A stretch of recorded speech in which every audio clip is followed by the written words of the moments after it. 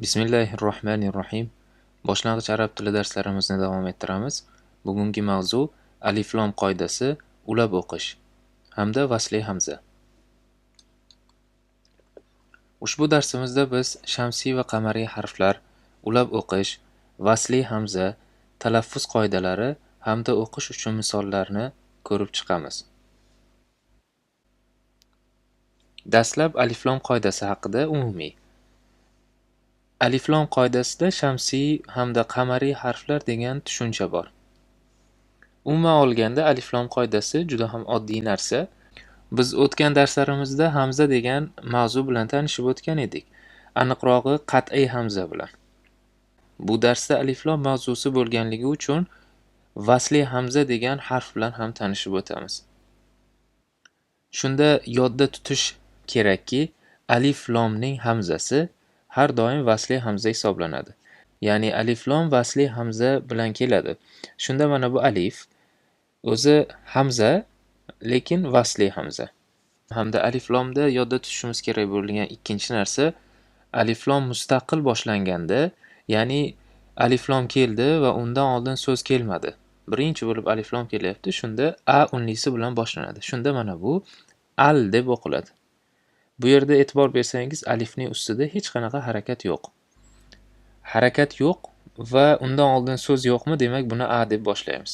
Aynan a deb boshlash kerak, i deb, u deb boshlamaslik kerak. Demak, alif-lom borasida ikkita narsani yodda tutar ekanmiz. Alif-lomning hamzasi vasli hamzadir va alif-lom bilan kelgan so'z mustaqil boshlanganda a unlisi bilan boshlanadi. Bu alif-lom haqida edi. Endi qamariy va shamsiy harflar haqida quyida. Yuqorida vasli hamza deb ta'kidlab o'tdik. Vasli hamza o'zi nima? Hamza o'zi nima ekanligini o'tgan darslarda o'tganmiz. Hamza undoshi ikkiga bo'linadi. Vasli hamda qat'iyga. Qat'iy hamzani o'tgan darslarimizda ko'rganmiz. Vasli hamza haqida tushuntirib bersak. Vasli hamza ulab beruvchi hamzadir. Ya'ni vasli degani o'zi ulab beradigan, ulab beruvchi degan ma'noni bildiradi. Vasola degan fe'ldan oladigan bo'lsak, yo'liqdi, uladi, yetdi degan ma'nolarni bildiradi. O'zi ulab beruvchi nima degani desangiz, pastda yozib qo'yganmiz.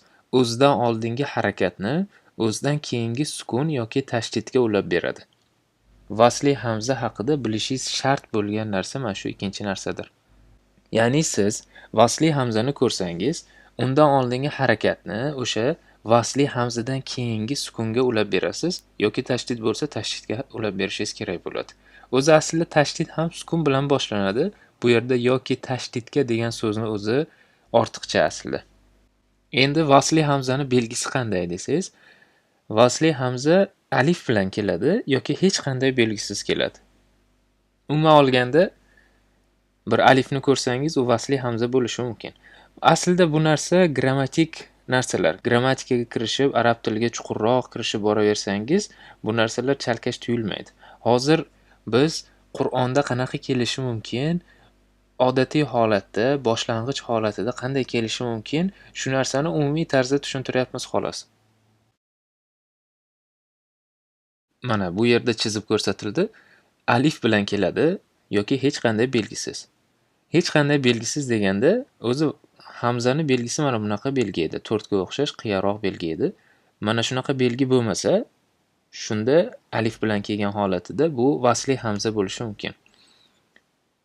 Endi bo'lishi mumkin deyotganim, ba'zi so'zlarda mana shu belgisiz keladida, lekin vasli hamza ham bo'lmaydi. Shunchaki alifni o'zi bo'lishi mumkin. Endi eng ko'p uchraydigan holati va eng asosiy narsa, yodimizda tutishimiz kerak bo'lgan narsa mana bunaqa ko'rinish.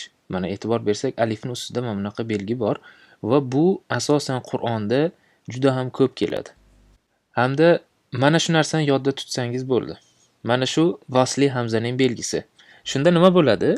Shunda mana shunaqa belgi bilan kelgan alifdan oldingi harakat bo'lsa, o'sha harakatni mana shunaqa belgi bilan kelgan, ya'ni shu narsadan keyingi sukunga ulab berasiz. Mana bu yerda u bo'lsa, mana bu yerda lom bo'lsa, ul bo'lib ulanadi xolos. Mana bu yerda mana bu dumaloq bu so'z, mana bu ikkinchi dumaloq ham so'z deb tasavvur qilamiz.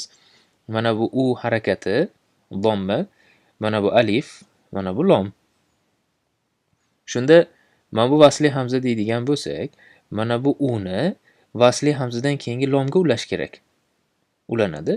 Yoki pastda yana tushuntiramiz, mana bu uni undan keyingi harfga ham ulash mumkin. Bu yerda umumiy ma'lumot beryapmiz.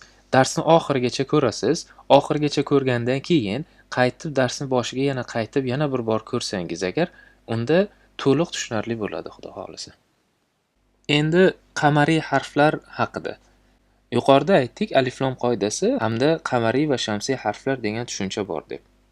Umuman olganda hozirgacha bilgan narsamiz, alif-lom degan narsa bor ekan va u so'zning boshiga yopishar ekan. Agar shu narsa gap boshida kelsa va undan oldin hech narsa kelmasa, mana bu yerdagi alifning harakati a bo'lar ekan. A deb o'qiladi. Hamda bu alif vasli hamza deyilar ekan.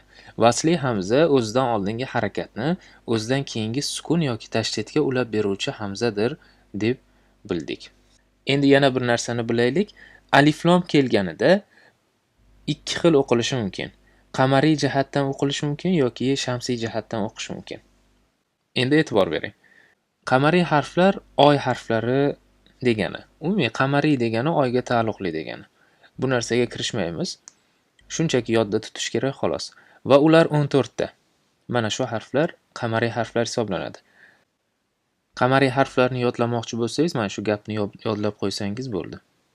Shunda qamariy harf kelsa nima bo'ladi? Masalan, alif-lomdan keyin qamariy harflardan biri kelsa, ya'ni mana bu yerdagi j harfi yoki kaf harflardan biri kelsa agar, shunda alif-lom qo'shuv qamariy harfdan biri kelsa, biz mana bu alifni o'zi a deb o'qiyotgandik, so'z boshida kelsa, shunda nima qilamiz?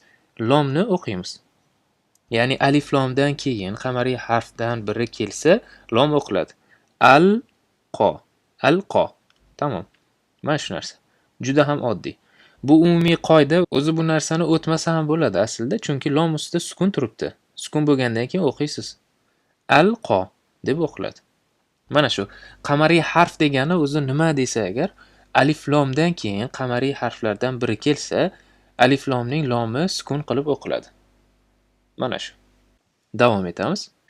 Endi shu bo'yicha 3 xil misol ko'ryapmiz. 3 xil uchrashi mumkin bo'lgan misollar. Mana bu demak so'z boshida kelyapti. E'tibor bersak, demak bu a deb o'qiladi, chunki undan oldin so'z yo'q. Biz yuqorida kelishdik. Alif lom so'zning boshida kelsa a deb boshlanadi. Shunda e'tibor bering, mana bu lom va undan keyin qof harf kelyapti va bu qamariy harflardan biridir. O'zi shundoq ham lomning ustida sukun turibdi. Mana bu yerda a deb o'qisak bo'ldi. Al-qomaru. Al-qomaru. Al-qomaru deb o'qiladi. Endi e'tibor bering, pastdagi misolda alif-lom bilan kelgan so'z ikkinchi so'z bo'lib kelyapti. Ya'ni bundan oldinda yana bitta so'z bor va bu so'z boshda emas. Demak, bu a bilan boshlanmaydi, mana bu yerda aytganimizdek. Biz yuqorida aytgan narsamiz, alif-lom so'z boshida kelsa a deb boshlanadi, undan oldin so'z kelmasa agar. Endi bu yerda boshqa qoida ishlaydi. Alif-lomning hamzasi vasli hamza degan edik va vasli hamzani ta'rifini aytdikki, vasli hamza o'zidan oldingi harakatni o'zidan keyingi sukunga yoki tashdidga ulab beradi dedik. Shunda mana bu ani, mana bu ini to'g'ri lom harfiga ulaydi. O'zi o'qilmaydi hamda o'qib ham bo'lmaydi bular. Anil kitabi. Anil kitabi. Shunda lom o'qilyapti, uning ustida sukun turibdi. Mana bu qamariy harf. Chalg'itmayman, shunchaki mana bu i'ni lomga ulash kerak xolos. Anil kitabi. Ani al kitabi deb o'qisangiz xato bo'ladi.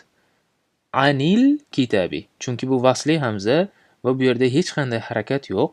Vasli hamza o'zidan oldingi harakatni o'zidan keyingi sukunga ulab beradi. Pastdagisi.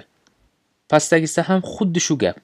Mana bu vasli hamza alif-lom kelayotganligi uchun alif-lomning hamzasi vaslidir va vasli hamza o'zidan oldingi harakatni e'tibor bersak, bu zal harfi, zal harfini asini lomga ulash kerak xolos.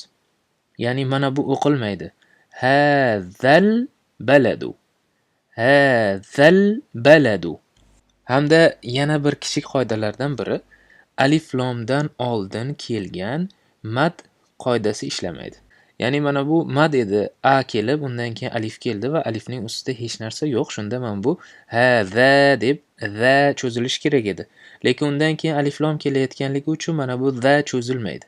Hazal baladu deb o'qish xato. Hazal baladu. Tez o'tib ketamiz.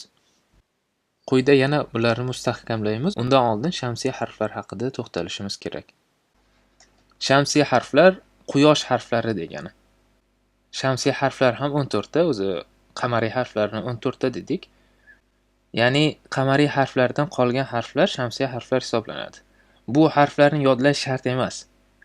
Bu qoidani shunchaki ilm uchun bilib qo'yish kerak xolos. Shamsiy harflar bo'lsa nima bo'pti desangiz, alif lomdan keyin shamsiy harflardan biri kelsa, alif lomning lomi talaffuz qilinmaydi, undan keyingi shamsiy harf tashdid qilinadi. Agar qoida bilan aytsak, lomni keyingi harfning ichiga kirgizib, o'sha keyingi harfni ikkilantirib o'qish. Shunda mana bu kelgan harflar birikmasi, mana bu a deb boshlanadi, ashsha deb o'qiladi. Ashsha, alsha emas. O'zi shundoq ham ko'rinib turibdi. Lomda sukun yo'q. Sukun bo'lmagandan keyin buni o'qib bo'lmaydi, o'qimaysiz. Sukun yo'q-ku. Undan keyin sha tashdid bilan turibdi. Lomni sukuni bo'lgan taqdirda ham shada tashdid bo'lib turgan holatda shani tashdid qilishingiz uchun lomni o'qimasligingiz kerak. Ashsha deb o'qiladi. Juda ham oddiy. Misol ko'ramiz. Bunda ham 3 xil misol e'tibor bersak, so'z boshida kelyapti. Ash-shamsu. Ash-shamsu. Lom o'qilmadi, al-shamsu emas. Ash-shamsu. Ikkinchi misol.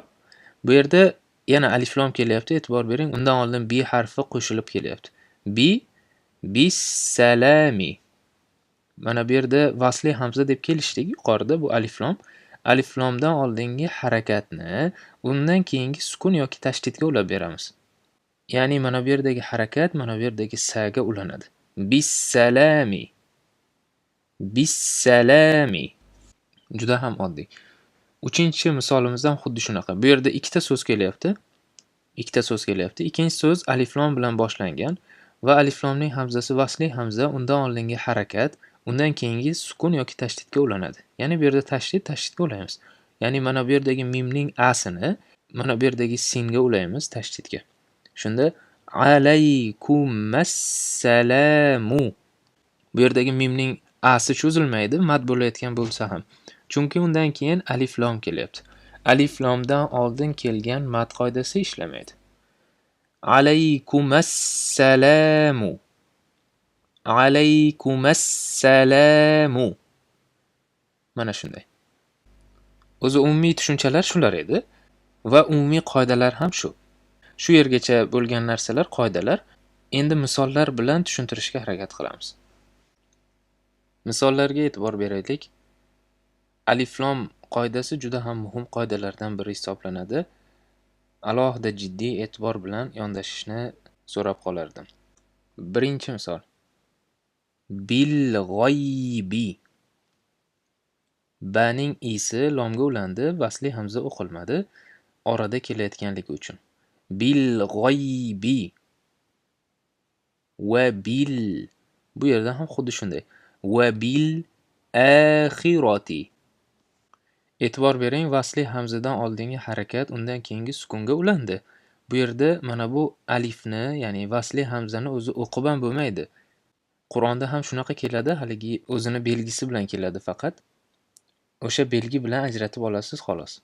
Va bil axirati.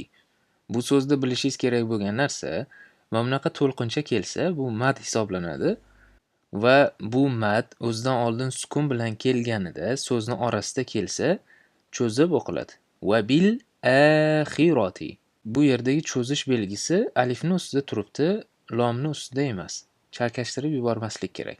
Va bil axirati deb harakatni lomga ulab bermaslik kerak. Va bil to'xtadik, keyin axirati. Keyingisi kal faroshi. Bu kal faroshi deb mad qilinmaydi. Bu vasli hamza alif lom bo'lganligi uchun kal faroshi. Keyingi so'z ham shunaqa. Val asri. Val asri demaysiz. Val asri. Lom sukun bilan kelganida o'zi ozgina ushlab yoyib o'qishimiz kerak edi. Bu haqida lom darsida to'liq tushuntirib berganmiz. Boshlang'ich arab tilining birinchi bo'limida. Keyingisi vanhar. Bu yerda alif lom kelmadi, lekin vasli hamza kelyapti. Undan oldingi harakatni undan keyingi sukunga ulaymiz. Vanhar. Val mushrikina. Val mushrikina. Bular birgalashib kelayotgan so'zlar edi. Bitta so'z bo'lmasa ham birgalashib kelyapti. Pastda ikkita so'z keladi endi. Ya'ni biz shu paytgacha bittalik so'zlarni ko'rayotgandik. Bundan keyin endi ikkitalik so'z ham, uchtalik so'z ham kelaveradi. Ayni o'zi ikkitalik, uchtalik so'zlarni o'qish uchun alif lom qoidasini tushuntirib o'tyapmiz. E'tibor beramiz. Robbi tashdidda i turibdi va o'sha i'ni mana bu yerda alif turibdi. Alifdan keyingi lomga ulaymiz. Robbil alamina. Robbil alamina. Davomida sirotol ladina. Toni asini, ya'ni osini bu yerda alif lomdagi lomni tashdidiga ulaymiz. Sirotol ladina. Davomida g'oyril mag'dubi. G'oyril mag'dubi. Davomida humul muflihuna. Humul muflihuna. Laylatul qadri. Laylatul qadri.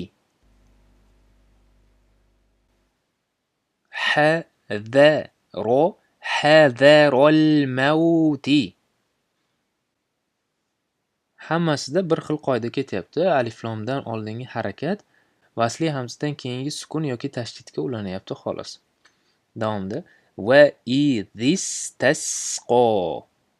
Va idistasqo. Davomida anfusukum mustakbartum. Anfusukum mustakbartum. Bu yerda ham vasli hamzadan oldingi u, ya'ni lomma, undan keyingi sukunga ulandi. Davom etamiz. Yuqoridagi misollar qamariy harflar bilan kelgandagi holatlar edi. Endi shamsiy harflar bilan sodda misollar. Alif lom kelyapti va undan oldin hech narsa yo'q. Mana bu gulchalar nuqta o'rnida qo'yilgan. Attaba'u. Attaba'u. Tashdidli harflar borasida yana bir bor eslatib o'taman. Tashdidli harfdan oldin kelgan harakatga urg'u beriladi. Urg'u beriladi, ya'ni tovushi bitta ko'tariladi. Tashdidli harf tovushi o'zi ushlab turiladi. Attaba'u. Attaba'u. Mana shunday. Bu yerdagi lomni o'qimaymiz, lomni o'qib ham bo'lmaydi bu yerda. Davomida as-samaru. As-samaru. Ad-dakhalu. Ad-dakhalu. Az-zahabu. Az-zahabu. Ar-rasadu. Ar-rasadu. Az-zabadu. Az-zabadu. As-safaru. E'tibor bering, tashdidni ushlab turibmiz. Tashdidni shu me'yorda ushlab turishingiz shart. As-safaru deb tashdidda yengil o'tib ketishingiz mumkin emas. Ash-shajaru. Ash-shajaru. As-safaru. As-safaru. Ad-dararu. Ad-dararu. At-talabu. At-talabu. Az-zafaru. Az-zafaru. اللهب اللهب النسب النسب. Davom etamiz. Keyingi misollar.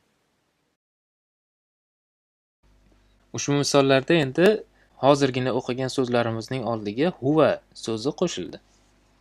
Ya'ni huvaning asini aliflomdan keyin kelgan tashdidga ulaymiz. Ya'ni vasli hamzadan keyin kelgan tashdidga ulash kerak. Shunda huvattaba'u. Hozir attaba'u deb o'qiyotgandik. Ya'ni tashdiddan oldingi harakatga urg'u beryapmiz. Tashdidni yetarli darajada ushlab turibmiz. Huvattaba'u.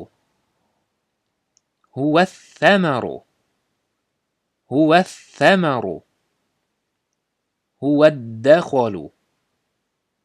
Huwaddakhalu. Huwadhahabu. Huwadhahabu. Huwarrasadu. Ro harfiga e'tiborliroq bo'ling. Roni ko'paytirib yuborish xato bo'ladi. Huwarrasadu bo'lib takrorlanib ketishi mumkin emas.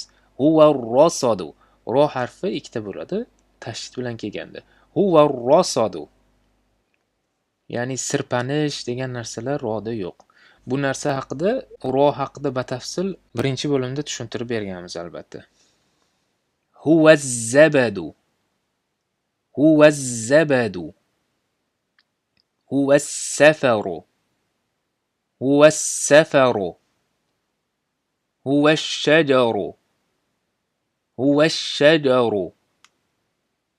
Huwassafaru. Huwassafaru. Huwaddararu. Huwaddararu. Huwattalabu. Huwattalabu. Huwadzafaru. Huwadzafaru. Huwallahabu. Huwallahabu. Huwannasabu. Huwannasabu. Ozgina murakkablashtiramiz. Davom etamiz. Hazal baladu. Bu yerda e'tibor bering, aliflomdan oldin a turibdi. Bu misolni yuqorida ham ko'rgan edik. Hazal baladu. Hazal baladu emas. Bu ani lomga ulaymiz. Hazal baladu. Keyingisi mal qori'atu. Mal qori'atu emas. Mal qori'atu. Alif o'qilmadi, undan keyingi alif ham o'qilmadi. E'tibor bersangiz, aliflarning ustida hech narsa yo'q, shu uchun o'qilmayapti. Shundoq deb tushunsa ham bo'laveradi. Mal qori'atu. Keyingisi mal hutamatu. Mal hutamatu. هذا الذي هذا الذي. Davomida uchtalik so'z e'tibor bersak, man zallazi. Bu yerda man bo'lyapti, bitta so'z, keyingisi za cho'ziladi aslida, undan keyin aliflom kelayotganligi uchun zani asini cho'zmaymiz, ani tashdidga ulaymiz xolos. Man zallazi tahti hal anharu. Tahti hal, hani cho'zmasdan tezda lomga uladik. Tahti hal, keyin a. Bu yerda qat'iy hamza e'tibor bersak, qat'iy hamza mana shunaqa belgi ko'rinishda kelar edi. Qat'iy hamza alifning ustida kelyapti. Albatta a deb alohida aytiladi. Lomda to'xtaladi, undan keyin a deb alohida tovushni ajratib aytish kerak. Lomga ulab yuborish kerak emas. Tahti halan bo'lib o'qilsa xato bo'ladi. Tahti hal anharu. Mana shunday. Davomida faqul nadrib. Faqul nadrib. Bu yerda ham nani asini cho'zmadik. Mad bo'layotgan bo'lsa ham undan keyin vasli hamza kelyapti. Ya'ni vasli hamzadan oldin mad kelsa ishlamaydi. Yuqorida aliflomdan oldin dedik. umumiy qilib vasli hamzadan oldin mat kelsa ishlamaydi deb tushunaverishingiz kerak. Faqul nadribe. Davomi bisa, e'tibor bersak mana bu yerda lomda hech narsa yo'q. Hamda mana bu vasli hamza, vasli hamzani ostida i turibdi. Buni ataylab qo'yganmiz. O'zi vasli hamzaning harakati qo'yilmasligi kerak. Va ayni shu so'z Qur'onda bo'lganligi uchun ham bu yerda keltirilgan. Bitta o'rinda shu so'z bor, Hujurot surasida bor edi. Mana shu so'z qanday o'qiladi? O'zi shu narsani yodda tutsak bo'ldi. Qur'onda bitta joyda keladi. Hamda keyingi darsimizda Xudo xolasa ulab o'qish degan mavzuni o'tamiz, shunda batafsil tushuntiramiz. Shunda yana to'xtalib o'tamiz bu haqida. Ayni shu so'zda alohida bir qoida bor. Bu yerda ikkita sukun yo'liqsa degan qoida bor. Iltiqo'us sakinayn degan ikki sukunning yo'liqishi degan qoida bor. Iltiqo'us sakinayn deyiladi. Ikkita sukun bir-biriga yo'liqqan holatda birinchi sukunga kasra beriladi aslida. Shunda mana bu yerdagi lomda aslida sukun bor. Shu lomga i berib, mana bu i'ni o'qimasdan s ga ulab yuborish kerak. Shunda bi-sa lismu deb o'qiladi. Bi-sal ismu emas, bi-sal lismu deb o'qish kerak mana shu so'zni. Shunchaki yodda tutaylik bo'ldi. Keyingi darsda Xudo xolasa bu haqida batafsil tushuntiriladi. Davomda.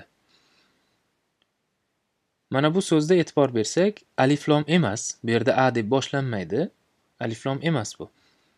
Ya'ni alifning o'zi, ya'ni vasli hamzaning o'zi. Bu yerda i deb boshlanadi va har doim ham bunaqa so'zlar i deb boshlanmaydi. A deb, u deb ham boshlanishi mumkin. Bu ham alohida grammatik qoida aslida. Qur'onda shunaqa narsalar kelsa, nima qilishimiz kerak desangiz, buni biladigan odamdan so'rash kerak. Izlanish kerak, so'rab olib belgilab qo'yish kerak. Chunki bunaqa so'zlar sanoqli. Bu Fotiha surasida kelgan oyat hisoblanadi, ya'ni oyatning boshi. Shunda bu i deb boshlanadi. Ihdinas-sirota. Ihdinas-sirota. Bu yerda alohida yana bir bor aytib o'taman. Ha harfidan oldin, ya'ni halqum harflaridan oldin kasra kelsa, ya'ni i harakati kelsa, tovushiga moyil bo'lib ketishi mumkin. Bundan ehtiyot bo'lish kerak. Ihdinas-sirota deb qilib qo'ymaylik. Ihdinas-sirota. Ihdinas-sirota. Davomda.